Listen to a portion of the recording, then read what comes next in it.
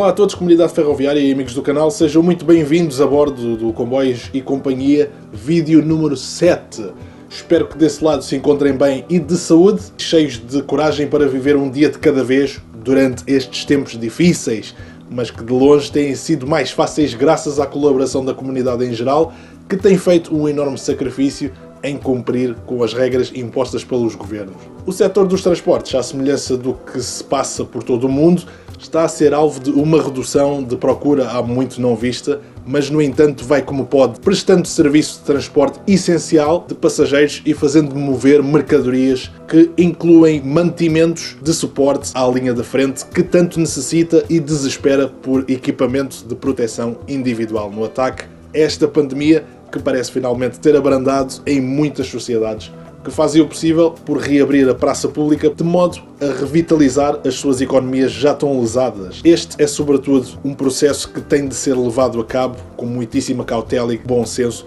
por parte dos cidadãos, que infelizmente não tem sido correspondido de igual forma por uma minoria que quebra as regras por pura despreocupação, ignorância e egoísmo, o que pode deitar por terra o chamado fator R, que se traduz na capacidade de transmissão do vírus com origem num indivíduo infectado para um valor X de indivíduos. Embora este não apresente sintomas aparentes, sugerindo que está de saúde, o vírus já infectou em média mais 3 indivíduos, que numa questão de minutos, horas, dias, irão transmitir o vírus a outros quantos. Uma sucessão em cadeia que se multiplica e atinge números preocupantes de infecção, que ao afetar uma faixa etária mais vulnerável, irá pôr a mesma em grande risco devido a óbvias complicações de saúde associadas à idade avançada e de risco compreendida entre os 70 e os 100 anos de idade. O fator R, só para se ter uma noção do tão decisivo que se torna para a tomada de medidas em toda uma sociedade, e tendo como exemplo o tal indivíduo como transmissor do vírus para os 3 primeiros, com quem se envolveu num simples ato social, pode numa questão de 20 dias resultar em mais de 300 casos de infecções,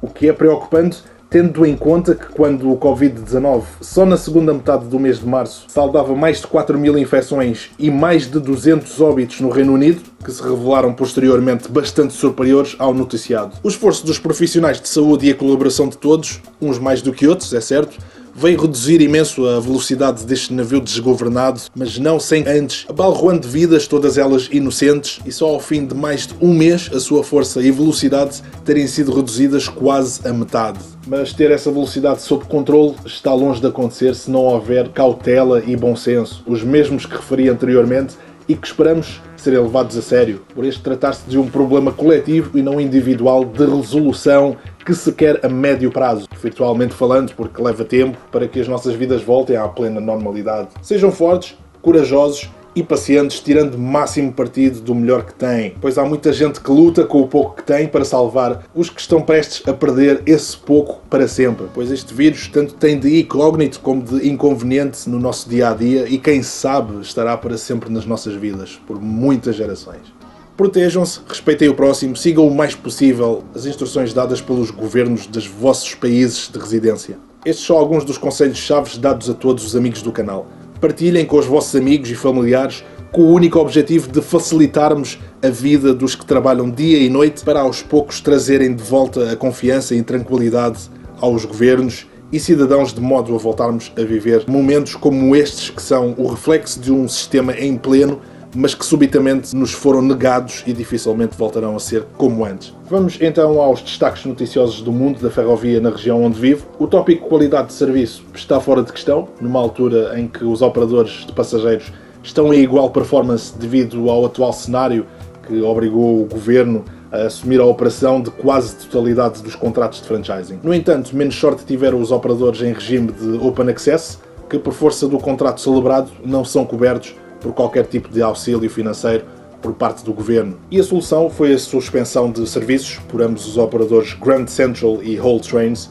de modo a não prejudicar os pagamentos salariais aos seus empregados. Uma medida que foi levada a cabo durante o mês de abril, altura em que se registava um decréscimo em mais de 90% na procura de viagens por caminho de ferro a nível nacional, o que se espera ser restabelecido no mínimo para níveis de ocupação razoáveis a partir do mês de junho, à altura em que se prevê a reabertura de alguns negócios, mas que parece ser muito cedo para tais decisões. Seguimos para a linha 1, sistemas de metro ligeiro. A linha de Trafford Center, operada pela Manchester Metrolink, a rede de metro ligeiro do condado de Greater Manchester, inaugurou dia 22 de março a nova extensão da rede, que tem início na paragem de Pomona e términos no Trafford Center, o centro comercial e de eventos do condado localizado no município de Trafford. A linha tem uma extensão de aproximadamente 6 km, sendo servida por 6 paragens ao longo do complexo industrial de Trafford Park. Vejam o vídeo Comboios e Companhia número 4, que lá falo nesta linha. Por se tratar de um serviço de trânsito rápido,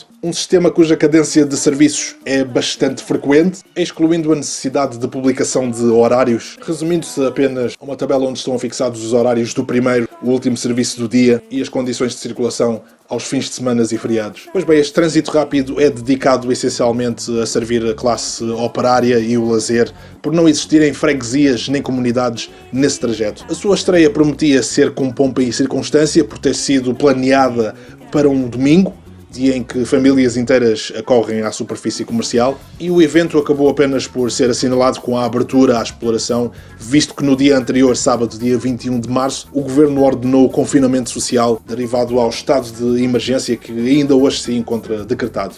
Apesar de aquela e todas as superfícies comerciais e de lazer se encontrarem encerradas, com exceção de lojas alimentares que também se encontram nas imediações do Trafford Center, esta nova linha tem tido um papel fundamental em fazer transportar operários de e para o parque logístico fabril de Trafford Park, que emprega centenas de pessoas ao longo de turnos rotativos e que fazem com que a economia nacional não pare por completo. Com o fator de distanciamento social na agenda das recomendações para a redução das hipóteses de contágio do Covid-19, os longos veículos da frota de metro ligeiro em formação dupla em alguns horários são uma alternativa funcional de transporte para trabalhadores de serviços essenciais. Independentemente do elevado custo associado à baixíssima lotação, de muito recentemente levou à quase decisão de suspender o metro ligeiro, como foi o caso da rede com género muitíssimo reduzida do resort de Blackpool, cidade focada para o turismo e lazer, agora inexistentes, que a cada dia que passa põe em causa a sobrevivência do município, que opera serviços reduzidos de autocarros. O que se justifica nesta área, mas não em Manchester e toda a sua rede de trânsito rápido, que tem uma procura muito significativa deste serviço, que de forma incansável garante o transporte de profissionais da linha da frente, estes com viagens gratuitas mediante a apresentação do distintivo aos fiscais de bordo. É sem dúvida a oportunidade de apostar no transporte ferroviário, trazendo às grandes cidades mais sustentabilidade, funcionalidade, segurança e o ar puro que ao longo de quase 60 dias nos tem brindado e auxiliado a que muitas vidas se salvem. Saltamos agora para a linha 2, ainda dentro dos sistemas de metro ligeiro, anunciando que a rede de trânsito rápido de Tyne and Wear, que serve a região metropolitana de Newcastle, vejam o vídeo Comboios e Companhia número 5 que eu lá falo desta rede,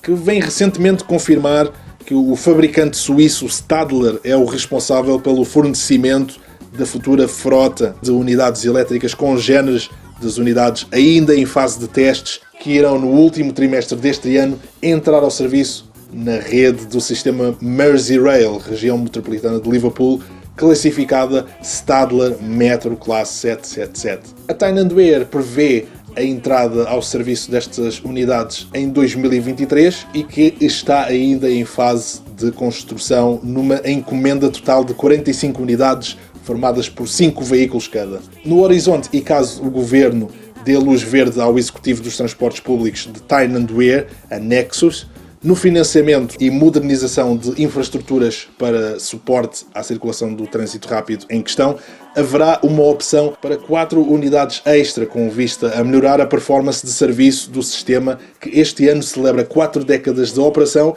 e que tinha previsto um amplo calendário de eventos públicos de acordo com a ocasião, mas que, à semelhança de muitos outros, terão de esperar pela altura própria face ao presente cenário pandémico. No entanto, o sistema continua operacional e a servir a procura essencial de transporte, embora muitíssimo reduzida. Saltamos finalmente para a linha 3, despedidas. O operador de último recurso LNER, que tem concessão de serviços expressos de passageiros ligando a estação londrina de King's Cross com o nordeste de Inglaterra e as capitais escocesas, servindo aqui na região norte os principais destinos de Leeds e York, celebra um ano de operação da sua novíssima frota de unidades classe 800, a Zilma. Interrompendo aqui só um pouco o nosso tema, queria destacar aqui uma curiosidade, uma coisa que acho que não pode ficar em branco, de certo. De tão mediático que se tornou na estação ferroviária de York, gerida também pelo operador em questão e que obteve a sua concessão, que tem desde meados do mês de abril sido palco de momentos National Geographic protagonizados pela fêmea ganso, que encontrou no hall principal de entrada o local perfeito para nidificar. Isto é possível dada a baixíssima afluência de passageiros que visitam em grande número esta estação, que por força do confinamento social transformou esta cidade romana e toda a sua rede de transportes num cenário fantasma ideal para a natureza respirar e se regenerar de modo apropriado. Aguardamos notícias das 4 crias prestes a virem ao mundo, num lugar, no mínimo, fora do comum.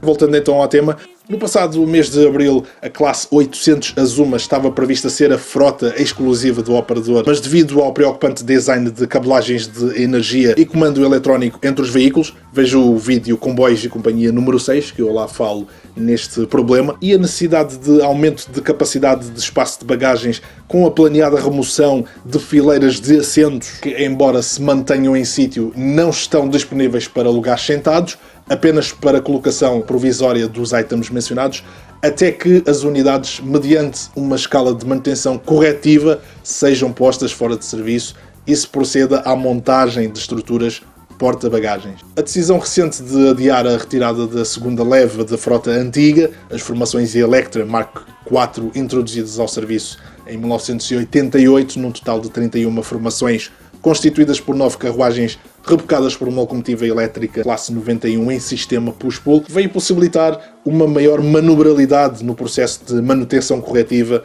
da nova frota, a Zilma, prevendo-se a completa retirada das formações Mark IV para 2023, 2 anos após o planeado. No entanto, de modo a garantir estándares de aceleração e travagem muito próximos da rapidez das unidades Azuma, cada formação Mark IV passa a ser tracionada por 2 locomotivas, o que vem proporcionar registros fotográficos e de vídeo únicos de formações não antes vistas, pois a disposição clássica resume-se a uma locomotiva numa extremidade e na oposta uma carruagem projetada para o transporte de bicicletas e bagagem, munida de um posto de condução idêntico em tudo ao de uma locomotiva, eliminando assim a necessidade de operações complexas e morosas de manobras para reposicionamento de uma locomotiva ao fim de cada viagem. É uma clara vantagem da operação push-pull se tudo estiver em estado operacional, claro, o que ultimamente era já muito imprevisível, provocando atrasos na busca de resolução do problema e, na pior das hipóteses, cancelamentos.